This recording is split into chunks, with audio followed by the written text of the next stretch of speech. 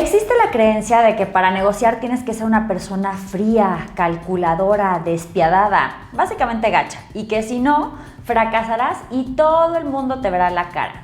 Pero Mary Taheripur, la autora de Esto es Personal, piensa diferente y yo te quiero compartir los 5 consejos para negociar que más me gustaron de su libro. Quédate.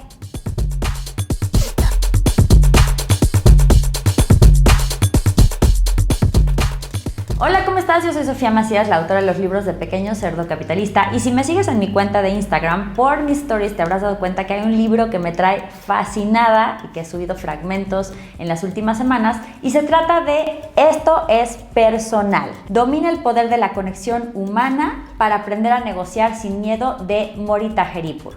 Mary Taheripur es profesora de la Wharton School de la Universidad de Pensilvania y además pues ha sido consultora y negociadora en ligas profesionales deportivas, en fundaciones, ha tenido una experiencia en el tema de salud y de iniciativas de salud pública impresionante. Tiene muchas bases para decirte por qué deberías de escucharla en temas de negociación. Creo que a muchas personas, especialmente los que son muy empáticos, más tímidos o que no se quieren aprovechar de los demás, como que les cuesta mucho trabajo el tema de la negociación, y la mayoría de los libros de este tema te ponen así como que tienes que ser un Terminator, súper despiadado, ir por todo, arrebatarle al otro, y pues eso obviamente para este tipo de personalidades como que les chirria. Por eso este libro me gustó tanto, porque se trata de llegar a acuerdos que benefician a las partes y que a largo plazo te ayuden a generar relaciones en las que vas a poder ganar más, no necesariamente siempre en el instante, pero digamos que es más positivo. Digamos, el objetivo de la negociación es que ambas partes tengan la sensación de haber ganado algo, de haberse quedado pues contentos y satisfechos. Y no es para nada un únete a los optimistas, o seamos todos unos lindos corderitos y que pues obviamente nos vean la cara y todos seamos como que lindos y tiernos y kumbaya. No, al revés. De hecho, muchas de las estrategias de este libro creo que te pueden ayudar a ganar más que incluso siendo el más despiadado tiburón. Mori presenta ideas muy claras y poderosas y yo te quiero compartir 5 el día de hoy. La primera es que negociar es algo que hacemos siempre, desde que somos niños o adolescentes y queremos un permiso, hasta cuando ya vivimos con alguien y estamos viendo a quién le toca ese día los platos, o de plano un acuerdo multimillonario. Entonces mejor que te hagas a la idea, que le empieces a agarrar el gusto y que busques cuáles son las características que tú tienes que puedes usar a tu favor. Segundo, cuando negocies tienes que saber 2 cosas: ¿qué quieres y cómo pedirlo? Hay muchas personas que creen que saben perfectamente qué quieren y qué les interesa, pero Mori dice que no lo asumas y que te lo preguntes, que tengas este momento de introspección antes de entrar a cualquier tipo de negociación, porque eso te va a ayudar a realmente encontrar un buen acuerdo donde quizás pues cedas en las cosas que no son tan importantes, pero consigas lo que más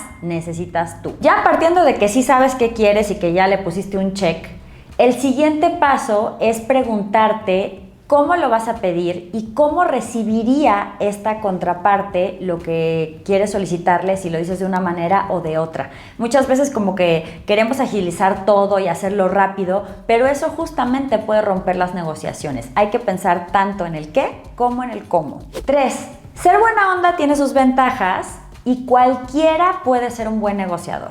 Creemos que la gente con seguridad, confiada, agresiva, directa, que pide lo que quiere, son los mejores negociadores, pero Mori dice que los empáticos pueden ser grandes negociadores porque escuchan más. Y las negociaciones, los mejores tratos, se tratan justamente de escuchar a tu contraparte, de entender tus intereses y de pues tener la mejor información. Obviamente esto viene con un asterisco, ¿no? El tema de los empáticos también implica que no solamente apliques la empatía con otros, también seas empático contigo mismo, con tus metas, que te entiendas, porque si solamente te pones en los zapatos de los otros, pero no respetas tus necesidades y tus intereses, pues ahora sí que buena negociadora o buen negociador me vas a salir. Entonces, empatía, pero para los 2 lados. Un punto que me encantó y que está muy relacionado con esto es que no necesitas ser otra persona. De hecho, en una parte del libro explica que cuando tú tratas de adoptar otra táctica, porque crees que pues, siempre eres malísima o malísimo para negociar. Por ejemplo, si tú eres como muy tranquila o muy empática y de pronto te quieres poner súper agresiva y súper directa, pues esto realmente te va a jugar en contra, porque lejos de usar tus estilos naturales, pues estás tratando de ser otra persona. Y en las negociaciones, la credibilidad es muy importante. Y si no viene de algo sincero, pues es difícil establecer esta credibilidad. Por ahí cuenta un caso de unos alumnos que pues entraron al salón y era todo hipotético, ¿no? Era un caso de una persona que se suponía que no le había cumplido a un cliente con unos arreglos de su casa y que iba retrasado y entonces el cliente no quería pagar y el otro no quería terminar y era un relajo. El caso es que estas dos personas, ella era una persona súper conciliadora y el cuate tenía como la fama de ser súper duro, agresivo, de exigir, de sacarle toda la sangre a su contraparte, pues no llegaron a ningún acuerdo y fue la primera vez que la chica no llegaba a acuerdos, justamente porque ella se predispuso y dijo, como él es agresivo, yo también me voy a poner súper agresiva.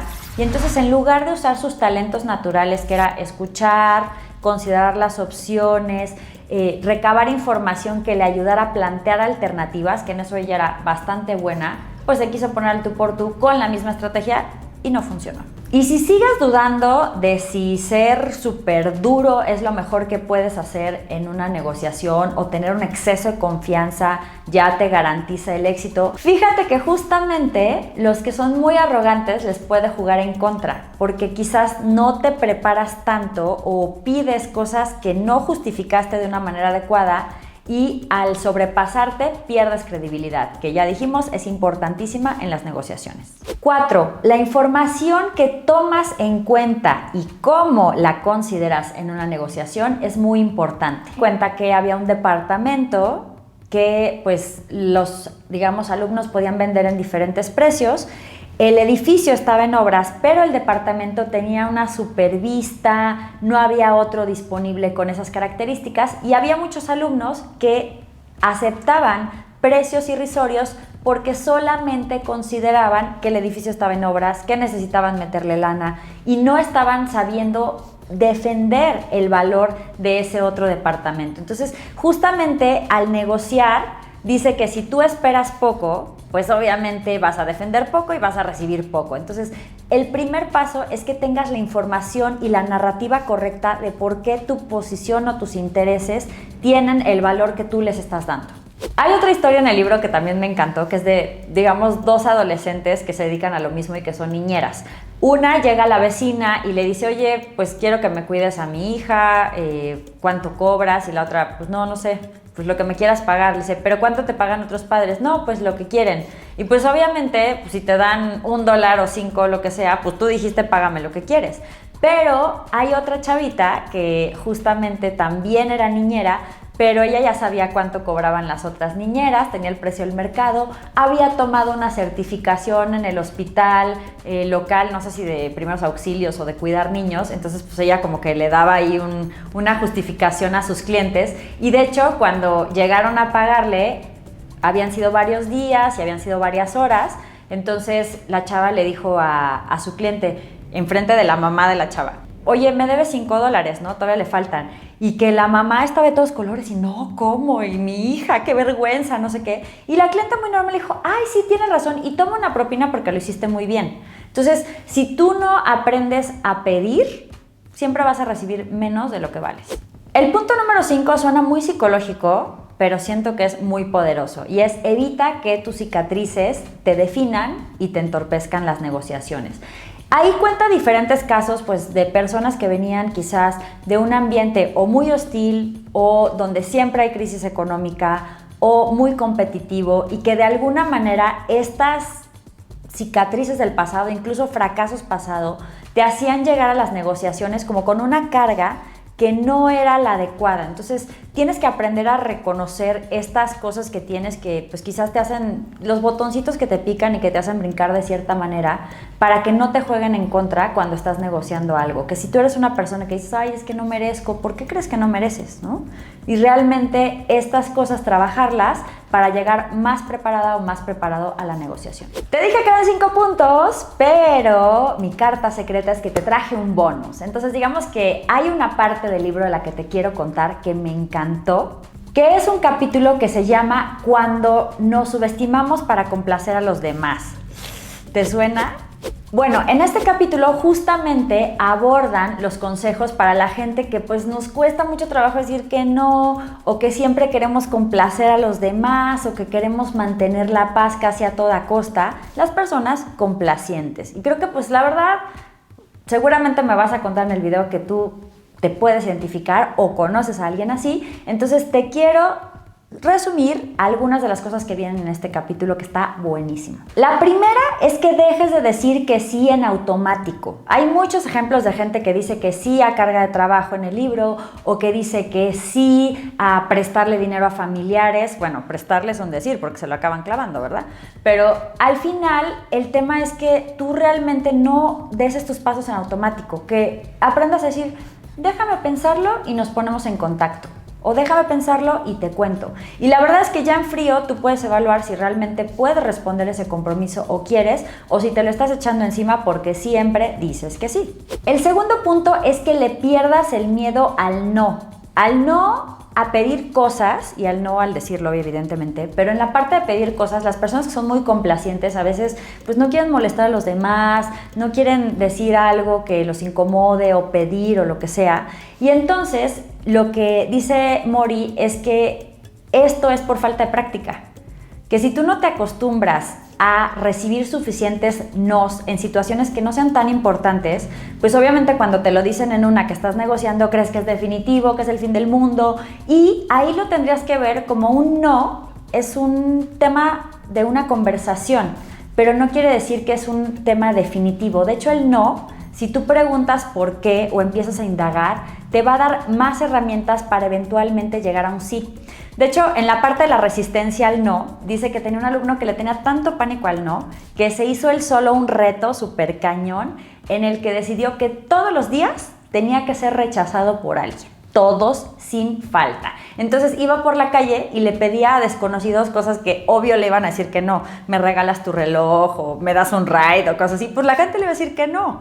Y él no se sentía mal de recibir ese no, y cuando llegaba a las situaciones importantes, entonces ya tenía como esta conchita bien armada para no sufrir tanto. Y el punto número 3, que es complicadísimo para muchos, es aprender a poner límites y entender que el hecho de decir que no quiere decir que tengas que perder el afecto de las personas que tú quieres y que te quieren. De hecho, hay una parte que me encanta porque dice que si tú siempre dices que sí porque tienes miedo a romper la relación, igualmente la estás rompiendo, pero con un martillo chiquito que se llama resentimiento, que le da de poquito a poquito, poquito a poquito, porque igual te sientes mal y sientes que se te están aprovechando de ti. Entonces, ¡pum! Cuando yo leí eso, gancho al hígado para los complacientes.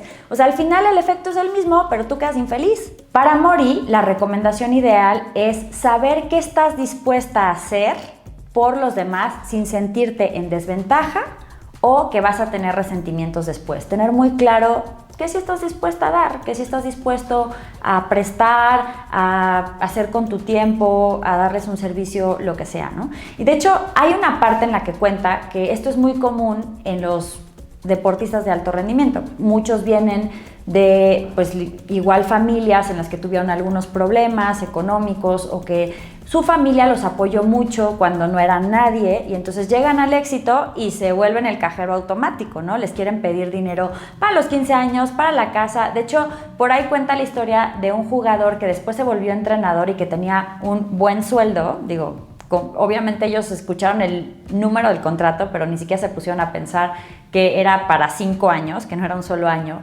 Entonces, además, él tuvo hijos y todo el mundo le pedía dinero, pero él ya pues tenía otras responsabilidades, ¿no? Entonces, ahí lo que ella recomendaba era poner como ciertos límites y decir, oye, a mí me encanta ayudarte, pero la verdad es que tengo también esta situación, entonces con lo que puedo es, no sé, pagar los gastos dentales o los médicos, o esta es la cantidad que puedo.